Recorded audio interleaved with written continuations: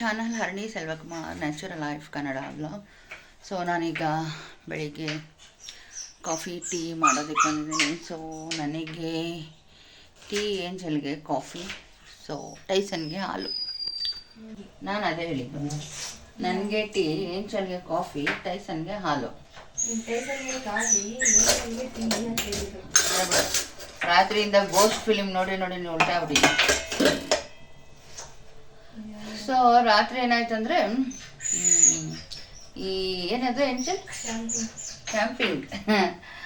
So ಜನರು ಟೆಂಟ್ಗಳನ್ನ ಹಾಕೊಂಡು camp ಮಾಡೋಕೆ ಹೋಗ್ತಾರಲ್ಲ, ಸೊ ಅದನ್ನು ನೋಡ್ತಾ ಇದ್ವಿ. ಅವರು ಮಧ್ಯರಾತ್ರಿಲಿ ದೆವ್ವಗಳನ್ನೆಲ್ಲ ನೋಡೋದು, ಸರ್ಚ್ ಮಾಡೋದು ಅದೆಲ್ಲ. ಸೊ ಒಂದು ಲೇಡೀಸ್ ಕೂಡ ಹೋಗಿದ್ರು ಕ್ಯಾಂಪಿಂಗ್ ಮಾಡಿಕೊಂಡು. ಸೊ ಜೊತೆಲಿ ಯಾರು ಇದ್ರೋ ಏನೋ ಗೊತ್ತಿಲ್ಲ, ಒಟ್ಟಿನಲ್ಲಿ ನಮಗೆ ತೋರಿಸಿದ್ದು ಅವರು ಒಬ್ಬರೇ ಇರೋ ಥರ. ನೈಟಲ್ಲಿ ಒಂದು ಮೋಸ್ಟ್ಲಿ ಅದೊಂದು ತೋಟದಲ್ಲಿ ನೈಟೆಲ್ಲ ಇದ್ದು ಮಧ್ಯರಾತ್ರಿಯಲ್ಲಿ ಅಲ್ಲೆಲ್ಲ ಸ್ವಲ್ಪ ಹಾವುಗಳೆಲ್ಲ ಜಾಸ್ತಿ ಇತ್ತಂತೆ. ಸೊ ಆ ಒಂದು ಇದರಲ್ಲಿ ಪ್ಲೇಸಲ್ಲಿ ಕ್ಯಾಂಪಿಂಗ್ ಮಾಡಿರೋದು. ಅದನ್ನು ನೋಡ್ತಾ ಇದ್ವಿ. ಹಾಗೆ ಒಂದಷ್ಟು ಗೋಸ್ಟ್ಗಳೆಲ್ಲ ಅಂದರೆ ಪಾಪ ರಿಯಲ್ ಆಗಿ ನೋಡಿದ್ವಿ. ತುಂಬ ಕಷ್ಟಪಟ್ಟು ಶೂಟಿಂಗ್ ಮಾಡ್ತಾರೆ, ಅದೆಲ್ಲ ನೋಡ್ತಾ ಇದ್ವಿ. ಸೊ ಏಂಜಲ್ಗೆ ಹೆದರಿಕೆ ಆಗೋಗಿತ್ತು.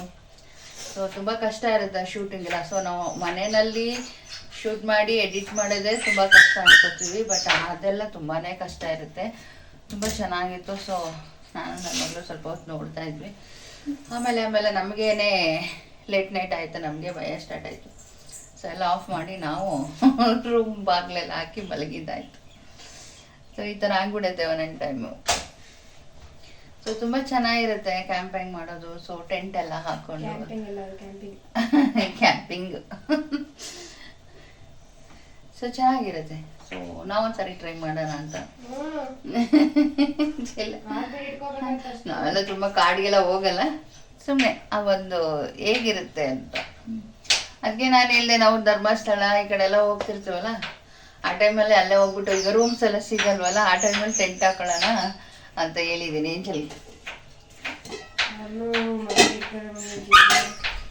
ಸೊ ಥರ ಚೆನ್ನಾಗಿರುತ್ತೆ ಲೈಫು. ಕೆಲವೊಬ್ರು ಕಾರಲ್ಲೇ ಎಲ್ಲ ಸೆಟ್ ಮಾಡ್ಕೊಟ್ಟಿರ್ತಾರೆ. ಗ್ಯಾಸ್ ಸ್ಟವ್, ಬೆಡ್ಡು, ಮತ್ತು ಪಾತ್ರೆಗಳು, ರೇಷನ್ಸು ಎಲ್ಲ ಕ್ಯಾರಿ ಮಾಡ್ಕೊಂಡು ತುಂಬ ದಿನ ಟ್ರಾವೆಲ್ ಮಾಡ್ತಾರೆ. ಮತ್ತು ಅಲ್ಲಲ್ಲೇ ಮಧ್ಯ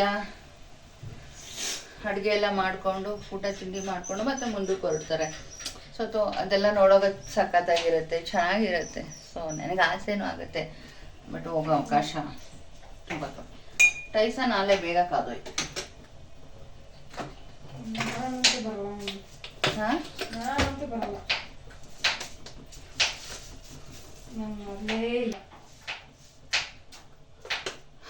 ಥ್ರಿಲ್ ಇರುತ್ತೆ, ಥ್ರಿಲ್ಗೋಸ್ಕರ ಜನ ಇರ್ತಾರಲ್ಲ ಅವ್ರು ಚೆನ್ನಾಗಿರುತ್ತೆ, ಚೆನ್ನಾಗಿ ಮಾಡ್ತಾರೆ ಶೂಟ್ಸ್ ಎಲ್ಲ. ನೋಡಿ ಯಾವನ ಒಬ್ಬ ಎದ್ಕೊಂಡು ನಿಜವಾದ ನೋಡಿ ಎದಕ್ಕೆ ಓಡ್ಲಿಲ್ಲ, ಓಡೋಗಿರ್ತ ಅಷ್ಟೇ ಅಲ್ಲ ಮಳೆ ನೋಡ್ದ. ಸೊ ರೀಸೆಂಟಾಗಿ ಮಾಡಿರೋದೇ, ಮಳೆ ಟೈಮಲ್ಲಿ ಮಾಡಿರೋದೇ ಹಾಕಿರೋದು ಅವರು.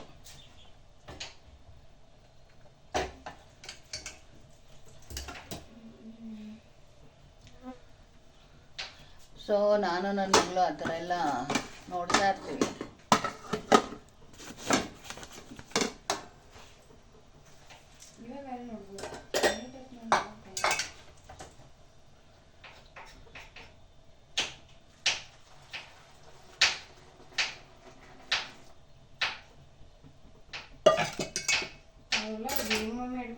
ಜಾಗಗಳನ್ನ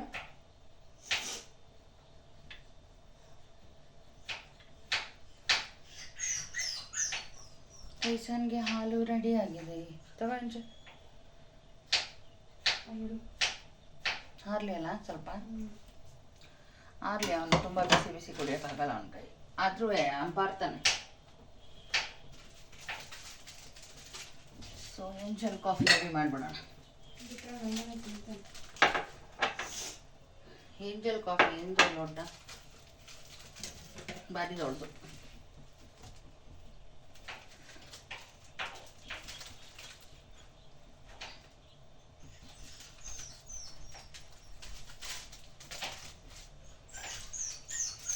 ಈ ಟ್ರೆಕ್ಕಿಂಗ್ ಹೋಗೋದು, ಕ್ಯಾಂಪಿಂಗ್ ಹೋಗೋದು ಎಲ್ಲ ಸಖತ್ ಥ್ರಿಲ್ ಆಗಿರುತ್ತೆ.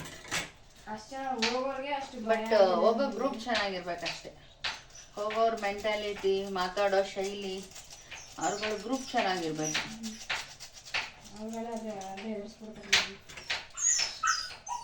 ಸೊ ಒಂದು ಟೀಮು ಅಲ್ಲೇ ಅಡುಗೆ ಎಲ್ಲ ಮಾಡಿಕೊಂಡು, ಬಿರಿಯಾನಿ ಮಾಡಿಕೊಂಡು, ಪಾರ್ಟಿ ಮಾಡಿಕೊಂಡು, ಬೆಳಿಗ್ಗೆ ಹೊತ್ತೆದ್ದು ಟೊಮೊಟೊ ಬಾತು ಮಾಡಿಕೊಂಡು, ಕಾಫಿ ಕುಡ್ಕೊಂಡು, ಒಳ್ಳೆ ಸೀನರಿಲಿ ಖುಷಿ ಆಗುತ್ತೆ ಅವ್ರನ್ನೆಲ್ಲ ನೋಡುವಾಗ. ಗಾಡಿ ಕರ್ಕೊಂಡು ಹೋಗ್ತೀನಿ, ಕಾಡಿಗೆ ಹೋಗೇ ಬರಲ್ಲ. ನಾನು ಬರಲ್ಲ, ನೀವು ಬಿಟ್ಕೊಂಡು ನಾವು ಬಂದ್ಬಿಡ್ತೀವಿ. ಸೊ ನನಗೂ ಐಡಿಯಾ ಇದೆ, ಮುಂದೆ ಹೋಗೋಣ ಅಂತ ಧೈರ್ಯ ಮಾಡ್ತೀನಿ ಒಂದಿನ. ಯಾವ ಥರ ಇರೋದಂತಂದರೆ ತುಂಬ ಇದ್ರ ಪ್ಲೇಸ್ ಅಲ್ಲ, ಸ್ವಲ್ಪ ಇರೋ ಅಂಥ ಪ್ಲೇಸ್ಗಳನ್ನ ಸೆಲೆಕ್ಟ್ ಮಾಡ್ಕೊಂಡು ಮಾಡ್ತೀನಿ. ಕೂಗಿದ ತಕ್ಷಣ ಯಾರು ಓಡ್ ಬರ್ಬೇಕಲ್ಲ. ನಾವೇ ಬರಲ್ಲ. ಕೂಗಿದ ತಕ್ಷಣ ಯಾರು ಓಡ್ ಬಂದು ನಮ್ಮನ್ನ ಕಾಪಾಡೋ ಥರ ಇರಬೇಕು. ನಾವು ಯಾವುದೋ ಕಾಡಲ್ಲಿ ಹೋಗ್ಬಿಟ್ಟು ಅಲ್ಲೇನೋ ಆಗುವಾಗ ನಾವು ಕೂತ್ಕೊಂಡ್ರೆ ಯಾರು ಬಂದು ಕಾಪಾಡಲ್ಲ. ಅಂಥ ಜಾಗಕ್ಕೆಲ್ಲ ಹೋಗ್ಲೇಬಾರ್ದು. ಅಂತ ಜಾಗಕ್ಕೆ ಕರ್ಕೊಂಡು ಹೋಗ್ತೀನಿ ಮಮ್ಮಿ ನಿನ್ನ. ಕಷ್ಟ ಕಷ್ಟ.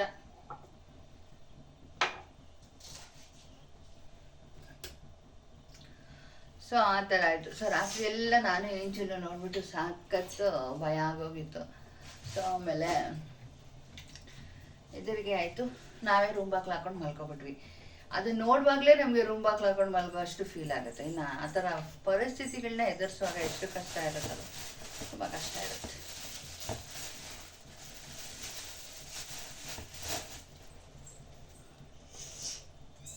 ಎಲ್ಲರಿಗೂ ಆಸೆ ಇರುತ್ತೆ ಆ ಥರ ಎಲ್ಲ ಹೋಗಬೇಕು, ಕ್ಯಾಂಪಿಂಗ್ ಮಾಡಬೇಕು, ಟೆಂಟ್ ಒಳಗಡೆ ಮಲ್ಕೋಬೇಕು ಅಂತ ಎಲ್ಲ ಹೇಳಿ ಆಸೆಗಳಿರುತ್ತೆ. ಆದರೆ ಭಯ ಅನ್ನೋದು ಇರುತ್ತಲ್ಲ, ಅಂದರೆ ಟೀಮಾಗಿ ಹೋದರೆ ಭಯ ಇರಲ್ಲ. ಒಬ್ಬರು ಇಬ್ಬರು ಹೋಗೋದು ಭಾರಿ ಡೇಂಜರ್, ಯಾರು ಹೋಗಬಾರ್ದು ಕೂಡ. ಸೊ ಒಂದು ಟೀಮ್ ಆಗಿ ಹೋದರೆ ಏನೂ ಭಯ ಇರಲ್ಲ. ಒಂದು ಗ್ರೂಪ್ ಇರ್ತೀವಿ, ಸೊ ಜನ ಇರ್ತೀವಿ, ಭಯ ಆಗಲ್ಲ. ಒಬ್ಬರೇ ಇಬ್ರು ಹೋಗಿ ಕ್ಯಾಂಪಿಂಗ್ ಮಾಡೋದು ಬಹಳ ಕಷ್ಟ, ಡೇಂಜರಸ್ ಕೂಡ. ಒಬ್ಬೊಬ್ಬರೇ ಬೇರೆ ಹೋಗ್ತಾರೆ, ಅವ್ರಿಗೆ ಸಖತ್ತು ಜಾಸ್ತಿ ಮೀಟ್ರ್ ಕೊಟ್ಟಿರ್ತಾನೆ ದೇವ್ರು.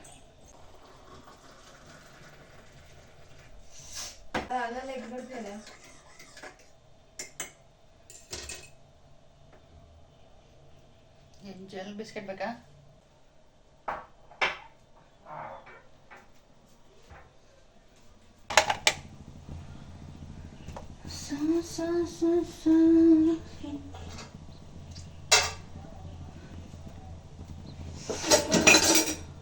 ನಾನು ಆಫೀಸ್ಗೆ ಹೋಗೋಕ್ಕೂ ಮುಂಚೆ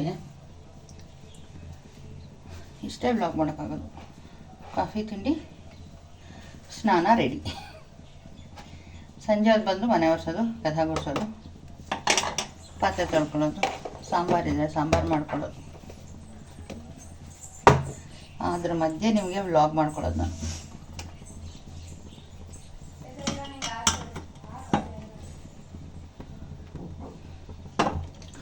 ಸೊ ಇವತ್ತು ತಿಂಡಿಗೆ ನಾನು ಅವಲಕ್ಕಿ ಉಪ್ಪಿಟ್ಟು ಮಾಡೋಣ ಅಂತ ಇದ್ದೀನಿ. ಸೊ ನಾನು ಯಾವ ಥರ ಅವಲಕ್ಕಿ ಉಪ್ಪಿಟ್ಟು ಮಾಡ್ತೀನಿ ಅಂತ ನಿಮ್ಮ ಜೊತೆ ಶೇರ್ ಮಾಡ್ತೀನಿ.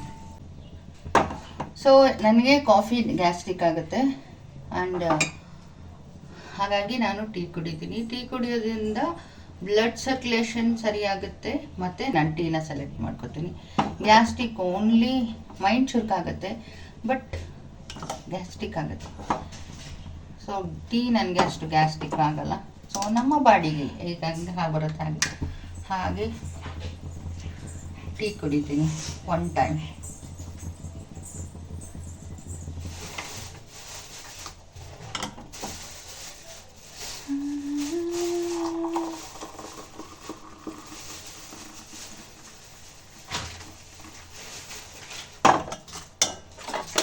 ಇದೇ ಬ್ರೇಕ್ಫಾಸ್ಟ್. ನಾನು ಬ್ರೇಕ್ಫಾಸ್ಟ್ ಮಾಡಲ್ಲ, ತಿಂಡಿ ಮಾಡ್ಕೊಂಡು ಆಫೀಸ್ ತೊಗೊಂಡೋಗಿ ಮಧ್ಯಾಹ್ನ ಲಂಚ್ ಮಾಡ್ಕೊತೀನಿ. ಈಗ ಬ್ರೇಕ್ಫಾಸ್ಟ್ ವಿತ್ ಟೀ ಎಲ್ಲ ಒಂದೇ.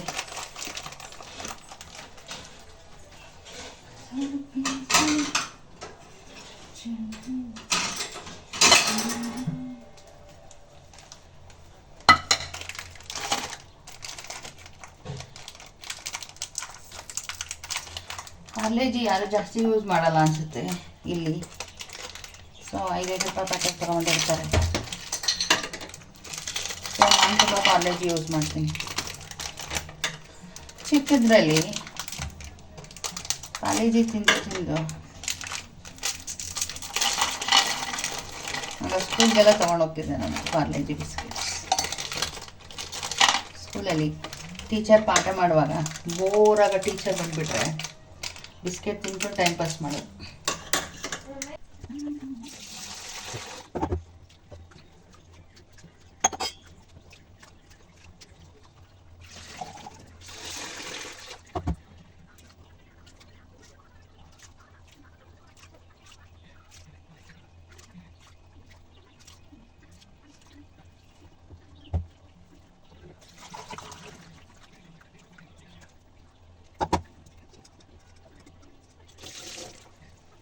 ಇದು ಗ್ಲಾಸ್ ಅವಲಕ್ಕಿನ 2 ಸಾರಿ ತೊಳ್ಕೊಂಡಿದ್ದೀನಿ, ವಾಶ್ ಮಾಡ್ಕೊಂಡಿದ್ದೀನಿ.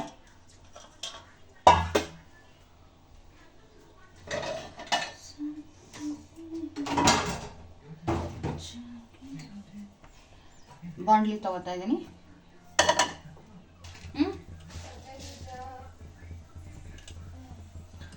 ಉದ್ದಿನಬೇಳೆ, ಕಡಲೆಬೇಳೆ,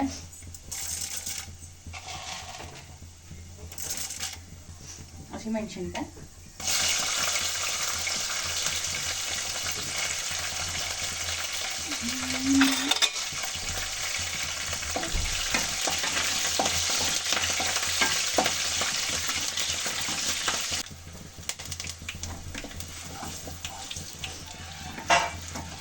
ಕೊತ್ತಂಬರಿ,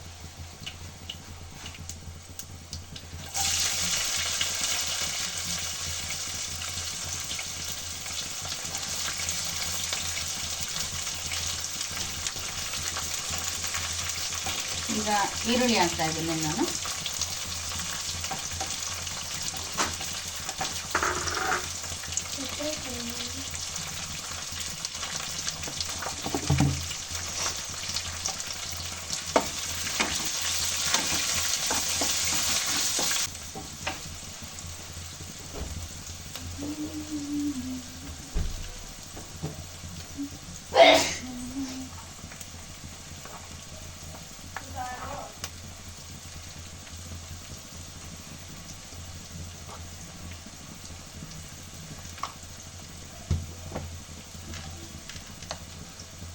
Geometry box.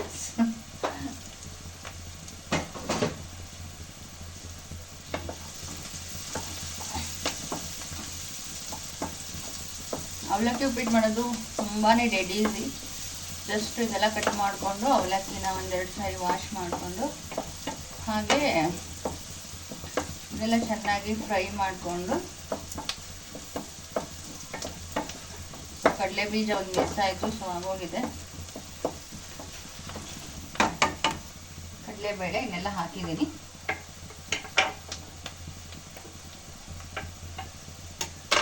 ಫೈನಲ್ ಆಗಿ ಟೊಮೊಟೊನ ಹಾಕ್ತಾ ಇದ್ದೀನಿ.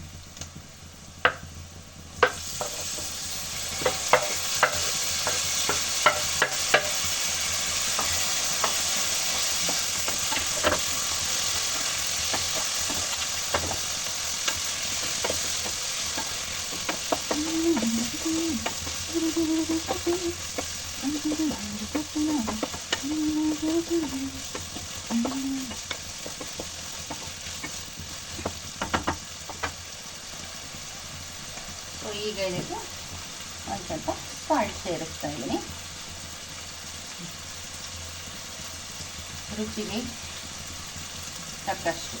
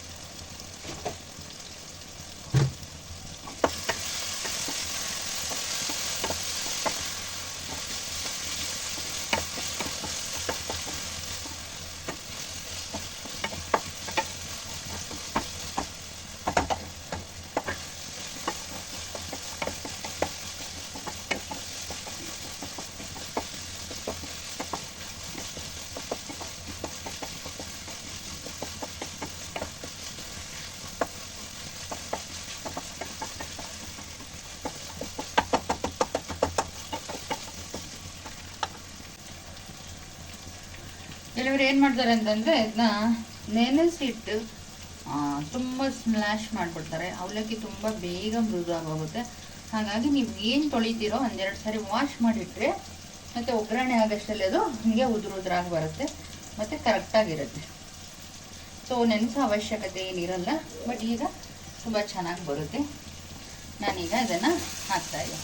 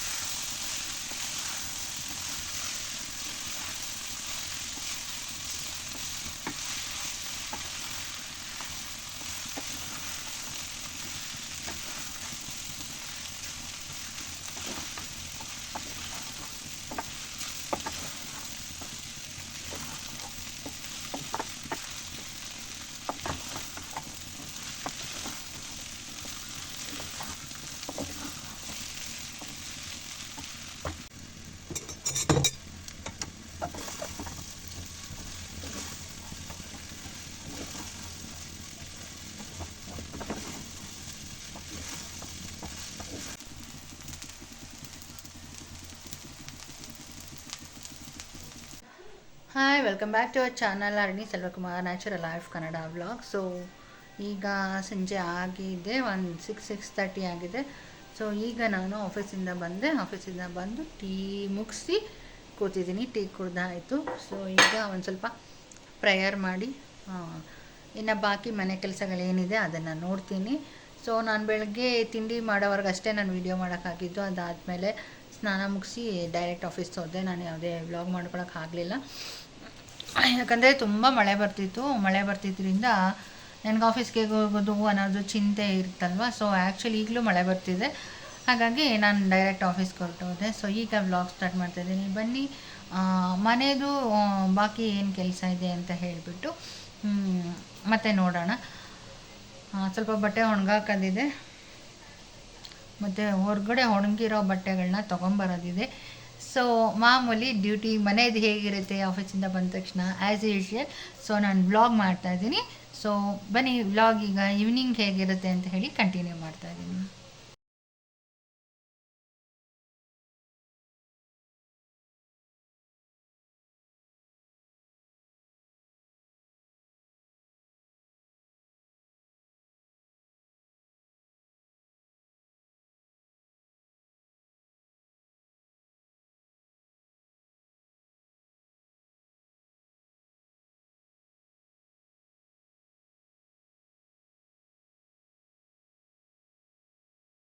ರೈಸನ್ ನೋಡಿ ಕಟ್ಟಾಗದೆ ನಮ್ಮ ಹಿಂದಿಂದನೇ ಸುತ್ತಾನೆ, ಕೈ ಕಾಲಿಗೆ ಸಿಗ್ತಾ ಇರ್ತಾನೆ ಮನೆಯಲ್ಲಿ. ರೂಮ್ ಬಾಗಿಲು ಓಪನ್ ಮಾಡೋಕ್ಕಾಗ್ತಾಯಿಲ್ಲ. ಸೊ ಅದಕ್ಕೋಸ್ಕರ ನನಗೊಂದು ಗಟ್ಟಿಯಾಗಿರೋ ಬೆಲ್ಟು ಮತ್ತು ಚೈನು ತೊಗೊಂಬರಕ್ಕೆ ಹೋಗ್ತಾಯಿದ್ದೀನಿ. ಹೋಗು.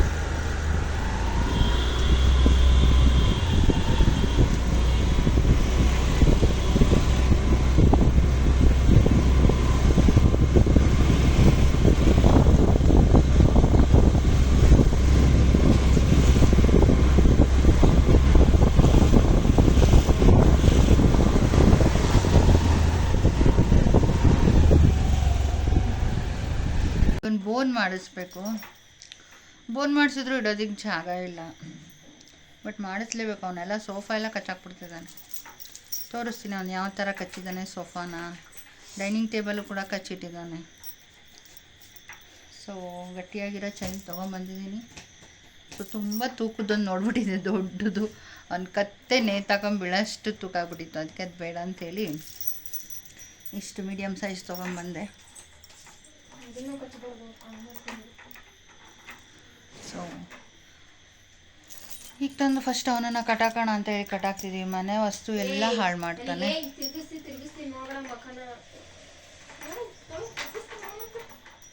ಅವನು ಹೇಳಿದ ಮತ್ತೆ ಕೇಳಕ್ಕೆ ಅವ್ನು ಮನುಷ್ಯನ ನಾಯಿ. ತಿರುಗಿಸಿ ನೋಡ್ಬೇಡ ಅಂತ ಹೇಳಿದ್ರೆ ಅಲ್ಲ, ಈ ಎಲ್ಲ ನಾಯಿಗಳು ಸ್ನಾನ ಮಾಡ್ಸೋರು ಹೆಂಗ್ ಕೂತ್ಕೊಳ್ತಾರೆ.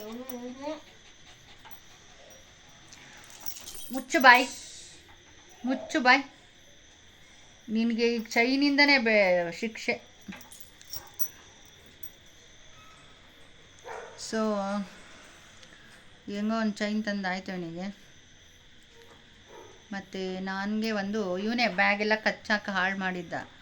ಸೊ ಅದು ಒಂದು 320 ಬ್ಯಾಗ್ ಅದು ಕಡ್ದು ಅದರದ್ದು ಹ್ಯಾಂಡಲ್ನ ಕಿತ್ತಾಕ್ಬಿಟ್ಟಿದ್ದ. ಸರಿ ಅಂತೇಳಿ ಬ್ಯಾಗ್ ಆಫೀಸ್ಗೆ ಹೋಗೋದಕ್ಕೆ, ಸೊ ನಮ್ಮದು ಫೈಲ್ಸ್ ಎಲ್ಲ ಇರುತ್ತೆ, ತೊಗೊಂಡೋಗ್ಬೇಕು ತೊಗೊಂಬರ್ಬೇಕು. ಸೊ ತೊಗೊಂಬರೋದಕ್ಕೆ ಒಂದು ಬ್ಯಾಗ್ ಇದ್ದರೆ ಅದನ್ನ ಕಚ್ಚಿ ಹಾಳು ಮಾಡ್ದೆ. ಅದಕ್ಕೆ ಹೋಗಿ ಒಂದು ಬ್ಯಾಗ್ ತೊಗೊಂಡು ಅದೊಂದು ಚೈನ್ ತೊಗೊಂಡು, ನೀರಿರಲಿಲ್ಲ, ನೀರು ತೊಗೊಂಡು ಏಂಜಲ್ ಚಪ್ಪಲಿನೆಲ್ಲ ಕಚ್ಚಿ ಹಾಳು ಮಾಡಿದ್ದ. ಅವಳಿಗೊಂದು ಚಪ್ಪಲಿ ಕೊಡಿಸ್ಕೊಂಡು ಬಂದೆ. ಸೊ ಈ ಥರ ಮಾಡಿಬಿಡ್ತೇನೆ. ಈ ಮಳೆಯಲ್ಲಿ ನನಗೆ ಹೊರಗಡೆ ಆಫೀಸಿಂದ ಬಂದು ಹೊರಗಡೆ ಹೋಗೋದಂದರೆ ಹಿಂಸೆ ಆಗುತ್ತೆ. ಸೊ ಅದಕ್ಕೋಸ್ಕರ ಏನಾಗಲೇ ಇಲ್ವಾ? ನೆಟ್ಟಿಗೆ ಕೂರಲ್ಲ ಅವನು ಕೂದಲ ಈಗ ಏನಾಗಿದೆ ಅವನು ಈ ತರ ಹಿಂಗ್ ಬಿಟ್ಬಿಟ್ರೆ ತುದಿನ ಕಚ್ಚಿ ಅದಕ್ಕೊಂದು ರಬ್ಬರ್ ಬ್ಯಾಂಡ್ ಮೊದಲೇ ನೀನು ಹಾಕ್ಬಿಟ್ಟು ಹ್ಯಾಂಡ್ಲು ಮಾಡಿ ಅದ್ರೊಳಗೆ ಹಾಕಬೇಕು. ಈಗ ಫಸ್ಟ್ ಕಟ್ಟಾಕು, ಈಗ ಇರೋದನ್ನ ಕಟ್ಟಾಕು ಹೇಳ್ತೀನಿ.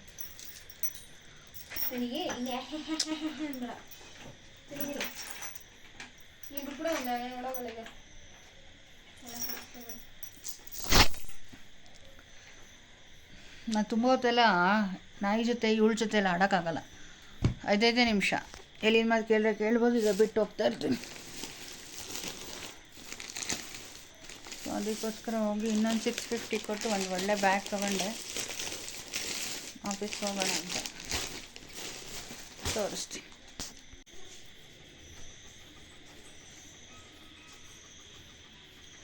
ನಮ್ಮ ಮನೇಲಿ ಜಾಗ ಇಲ್ಲ ಅಂತ ಹೇಳಿ ಇವನಿಗೆ ಒಂದು ಸೋಫಾನ ತಿರುಗಿಸಿ ಇಟ್ಟಿದ್ದೀವಿ.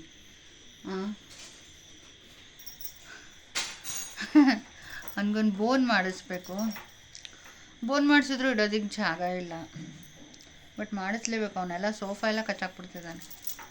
ತೋರಿಸ್ತೀನಿ ಅವನು ಯಾವ ಥರ ಕಚ್ಚಿದ್ದಾನೆ ಸೋಫಾನ. ಡೈನಿಂಗ್ ಟೇಬಲು ಕೂಡ ಕಚ್ಚಿಟ್ಟಿದ್ದಾನೆ. ಸೊ ಗಟ್ಟಿಯಾಗಿರೋ ಚೈನ್ ತೊಗೊಂಬಂದಿದ್ದೀನಿ. ಸೊ ತುಂಬ ತೂಕದ್ದೊಂದು ನೋಡ್ಬಿಟ್ಟಿದೆ, ದೊಡ್ಡದು. ಅವ್ನು ಕತ್ತೆ ನೇತಾಕೊಂಡು ಬೀಳೋಷ್ಟು ತೂಕ ಆಗ್ಬಿಟ್ಟಿತ್ತು. ಅದಕ್ಕೆ ಅದು ಬೇಡ ಅಂಥೇಳಿ ಇಷ್ಟು ಮೀಡಿಯಮ್ ಸೈಜ್ ತೊಗೊಂಬಂದೆ. ಸೊ ಈಗ ತಂದು ಫಸ್ಟ್ ಅವನನ್ನು ಕಟಾಕೋಣ ಅಂತ ಹೇಳಿ ಕಟಾಕ್ತಿದ್ದೀವಿ. ಮನೆ ವಸ್ತು ಎಲ್ಲ ಹಾಳು ಮಾಡ್ತಾನೆ. ಹೆಂಗೋ ಒಂದು ಚೈನ್ ತಂದಾಯ್ತು ಅವನಿಗೆ. ಮತ್ತು ನನಗೆ ಒಂದು ಇವನೇ ಬ್ಯಾಗೆಲ್ಲ ಕಚ್ಚಾಕ ಹಾಳು ಮಾಡಿದ್ದ. ಸೊ ಅದು ಒಂದು 320 ಬ್ಯಾಗ್ ಅದು ಕಡ್ದು ಅದರದ್ದು ಹ್ಯಾಂಡಲ್ನ ಕಿತ್ತಾಕ್ಬಿಟ್ಟಿದ್ದ. ಸರಿ ಅಂತೇಳಿ ಬ್ಯಾಗ್ ಆಫೀಸ್ಗೆ ಹೋಗೋದಕ್ಕೆ, ಸೊ ನಮ್ಮದು ಫೈಲ್ಸ್ ಎಲ್ಲ ಇರುತ್ತೆ, ತೊಗೊಂಡೋಗ್ಬೇಕು ತೊಗೊಂಬರ್ಬೇಕು. ಸೊ ತೊಗೊಂಬರೋದಕ್ಕೆ ಒಂದು ಬ್ಯಾಗ್ ಇದ್ದರೆ ಅದನ್ನ ಕಚ್ಚಿ ಹಾಳು ಮಾಡ್ದೆ. ಅದಕ್ಕೆ ಹೋಗಿ ಒಂದು ಬ್ಯಾಗ್ ತೊಗೊಂಡು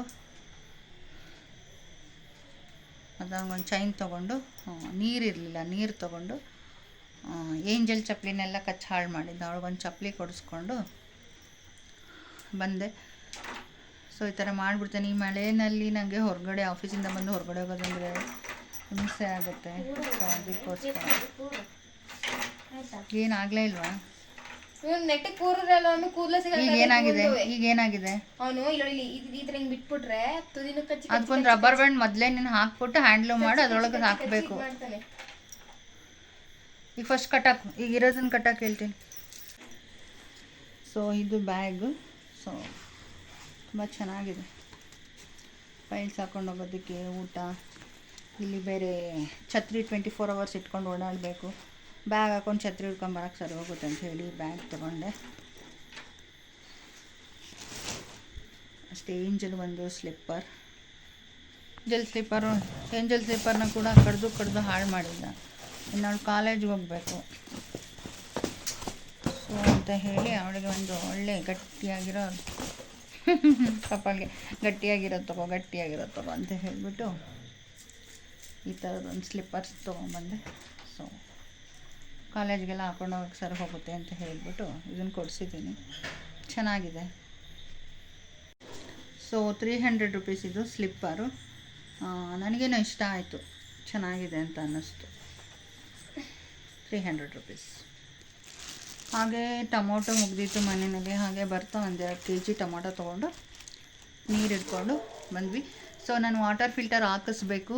ಇಲ್ಲಿ ಏನಂದರೆ ಮಣ್ಣು ನೀರು ಕಾಯಲ್ಲಿ ಹೋಗುತ್ತೆ ಅಂತ ಹೇಳ್ಬಿಟ್ಟು ತಗೋತಾ ಇಲ್ಲ. ಸೊ ಹೋಗ್ಬಿಟ್ಟು ಅಲ್ಲಿ 5 rupees ಹಾಕ್ಬಿಟ್ಟು ನೀರು ಇಟ್ಕೊಂಬರ್ತೀನಿ.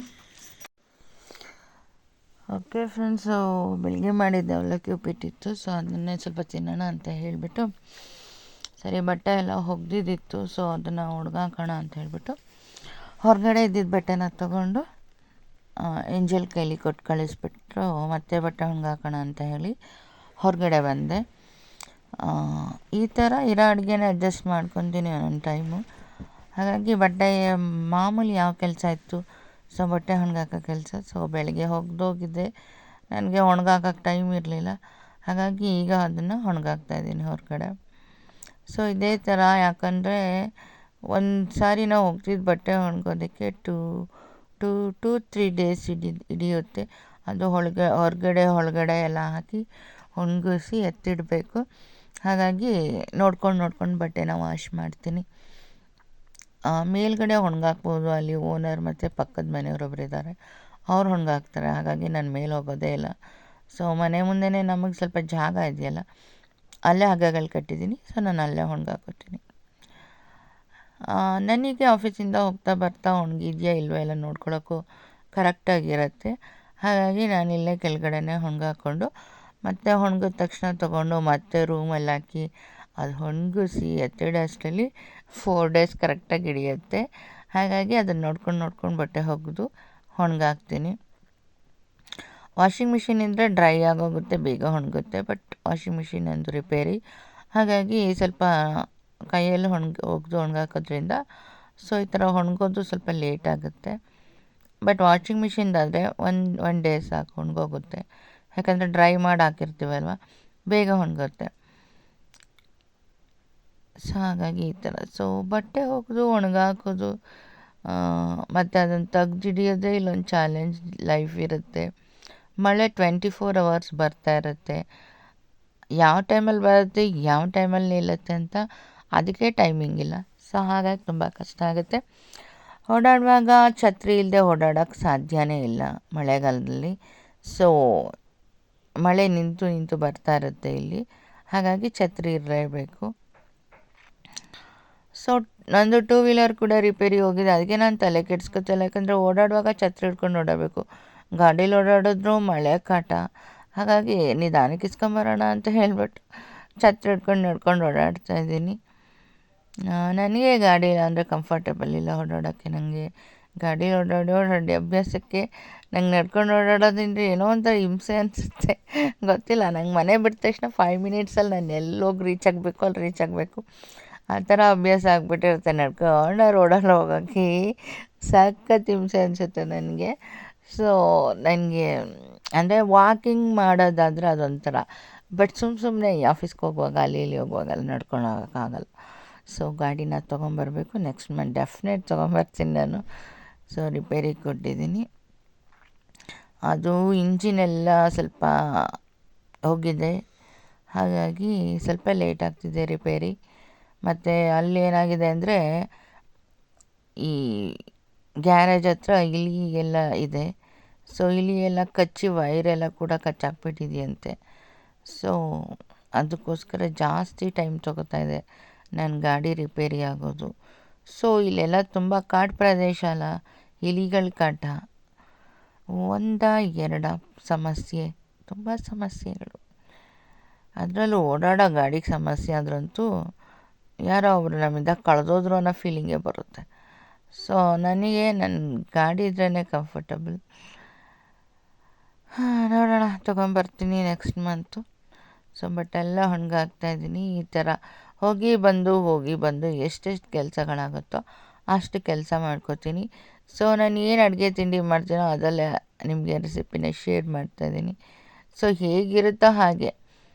ಸೊ ಯಾವ ಇಂಗ್ರೀಡಿಯೆಂಟ್ಸ್ ಇಲ್ಲ ಅಂದರೂ ಅಡ್ಜಸ್ಟ್ ಮಾಡೇ ನಾನು ನಿಮ್ಗೆ ಹೇಳೋದು.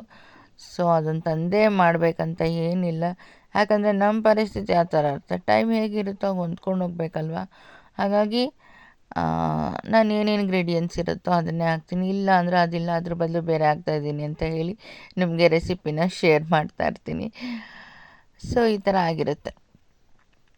ಓಕೆ ಫ್ರೆಂಡ್ಸ್, ಯಾರೆಲ್ಲ ನನ್ನ ಚಾನಲನ್ನು ನೋಡ್ತಾ ಇದ್ದೀರೋ ದಯವಿಟ್ಟು ಸಬ್ಸ್ಕ್ರೈಬ್ ಮಾಡ್ಕೊಂಡು ನೋಡಿ, ಸಪೋರ್ಟ್ ಮಾಡಿ. ಹಾಗೆ ಹೊಸ ವ್ಲಾಗೊಂದಿಗೆ ನಾನು ಮತ್ತೆ ಮುಂದಿನ ವ್ಲಾಗೊಂದಿಗೆ ಸಿಗೋಣ. ಅಲ್ಲಿವರೆಗೂ ಎಲ್ರಿಗೂ ನಮಸ್ಕಾರ. ಟೇಕ್ ಕೇರ್, ಬಾಯ್, ಗುಡ್ ನೈಟ್.